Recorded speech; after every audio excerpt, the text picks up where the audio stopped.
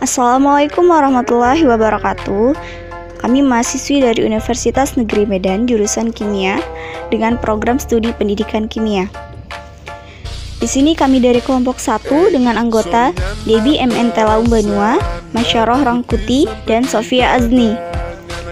Kami dari kelas PSPK 20C.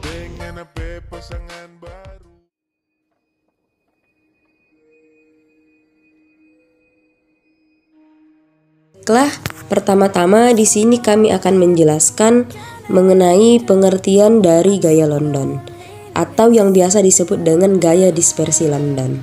Nah, gaya dispersi London adalah gaya tarik-menarik sementara yang dihasilkan ketika elektron dua atom yang berdekatan menempati posisi yang membuat atom membentuk dipol sementara.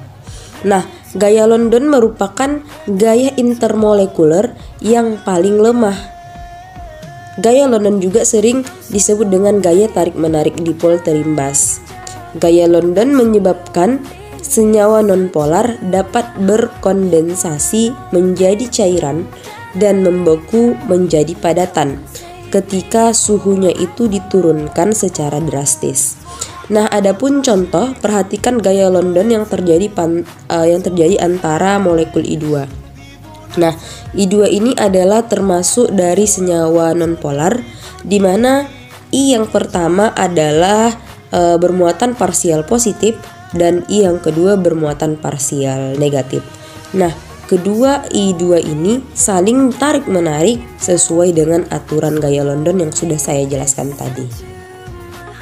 Selanjutnya, faktor-faktor yang mempengaruhi gaya London. Nah, di sini ada dua faktor yang mempengaruhi gaya London. Pertama, ukuran molekul. Gaya London terjadi pada semua ukuran molekul, baik untuk senyawa polar maupun senyawa nonpolar. Semakin berat dan luas suatu atom dan molekul akan membentuk gaya dispersi yang semakin kuat. Semakin luas suatu atom atau molekul, rata-rata elektron valensi semakin jauh dari inti. Elektron valensi tersebut akan tertahan lebih kuat dan semakin mudah dapat membentuk dipol sementara.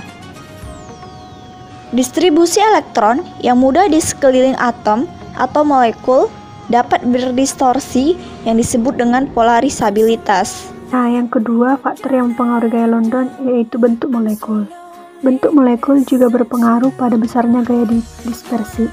Perhatikan pengaruh gaya London pada neopentana dan N-pentana berikut ini.